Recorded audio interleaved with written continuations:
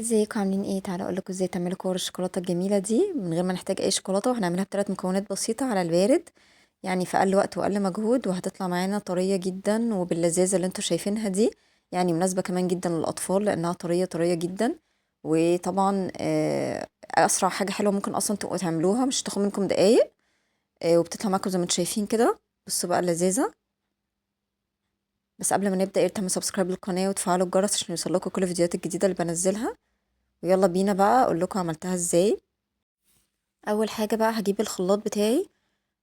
او اي ممكن تشتغلوا طبعا بالكبه لو عندكم حاجه كبيره تستوعب كميه البسكوت كلها وتطحنها لكم مره واحده، طبعا هتوفر عليكم الوصفه خالص. انا هستخدم علبه فيها 12 باكو. فبالتالي هبدا بقى اطحن البسكوت بتاعي طحن ناعم تماما. لازم يكون طحن ناعم خالص، هتفرق جدا معانا في شكل الوصفه في الاخر.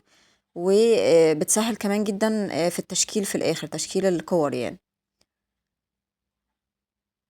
تمام، زي ما انتم شايفين كده بحط البسكوت. طبعا مش هطحن الكميه كلها مره واحده عشان الخلاط مش هيستوعب. فزي ما قلت لكم لو عندكم حاجه تستوعب الكميه كلها هتوفر عليكم خالص الوقت والوصفه.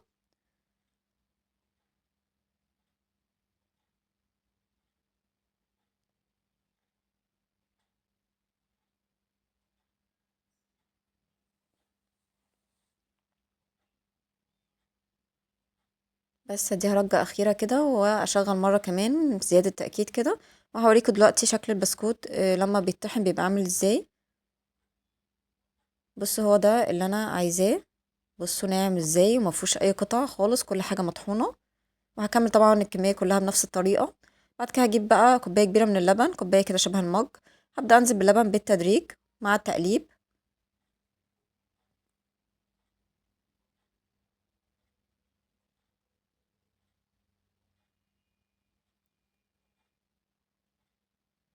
بعد كده بس هبدل المعلقة السيليكون بمعلقة ألمونيوم عشان السيليكون بيبدأ يلزق فيه البسكوت كده.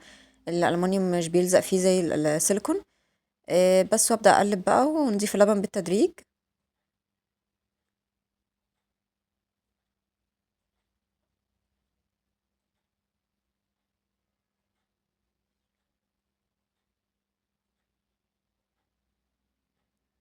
أول بقى ما نلاقي إن البسكوت كده بدأ يبقى عامل زي اللي عارفين الرملة لما تاخد مية كده. هو يبقى كده نبدأ بقى نشتغل بإيدينا عشان كده خلاص قرب إن هو يوصل لمرحلة العجينة. أو بمعنى أصح إحنا كده محتاجين نشتغل بإيدينا عشان نلم البسكوت كده مع بعضه ويبدأ يتشكل معانا شكل العجينة. كل ما الاقي شوية بسكوت بقى لسه مش محتاجين شوية لبن اروح ضايفه لهم شوية لبن. بيبقى ساعات كده من تحت لسه في شوية بسكوت مش واصل له اللبن، فبنروح ضايفين شوية لبن كده. ونبدأ نلم كل شوية نلم لحد ما خلاص نحس ان كده العجينة خلاص قربت ومش محتاجة لبن تاني. هنوقف اللبن على كده.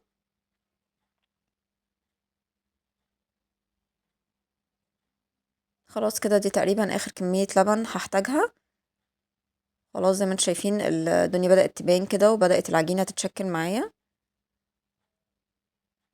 يفضل طبعا نلبس كيس او جوانتي في ايدينا بيسهل جدا العجن بتاع البسكوت، عشان هو بيلزق شوية في الايد الصراحة، فالكيس بيبقى سحري خالص مش بيخليه يلزق في ايدينا وبيبقى ظريف جدا. وطبعا محتاجتش كمية اللبن كلها زي ما انتم شايفين، اتبقى شوية. بعد كده بقى هجيب بولة فيها شوية كاكاو محلى. الكاكاو العادي اللي بنشربه مع اللبن. يفضل يكون محلى بلاش خام. وهشكل الكرة زي ما انتم شايفين كده واروح مغطساها في الكاكاو بتاعي. بعد كده ما تقلقوش من لون الكور خالص، يعني هي كده شكلها كأن عليها بودرة كده او حاجة. هي هتتحول للون شوكولاتة او ما تدخل التلاجة او يعدي عليها 10 دقايق كده من تشكيلها. هتلاقوا لونها قلب شوكولاتة. فما تقلقوش خالص من اللون ده هيتغير، او الشكل ده هيتغير يعني. هكمل بقى الكمية كلها بنفس الطريقة. وطبعا بنحطها في علبة تلاجة تكون نظيفة ما فيهاش اي روايح طبيخ. وهنغطيها. بصوا المنظر. هنغطيها وندخلها بقى التلاجة يا دوبك بس ترتاح 10 دقايق مش اكتر من كده. وهتبقى جاهزة معانا. بصوا لونها اتغير ازاي. قلبت لون غامق شوكولاتة خالص. وطرية جدا ولذيذة قوي. مش هتاخد منكم وقت خالص بجد. اتمنى تكون الوصفة عجبتكم.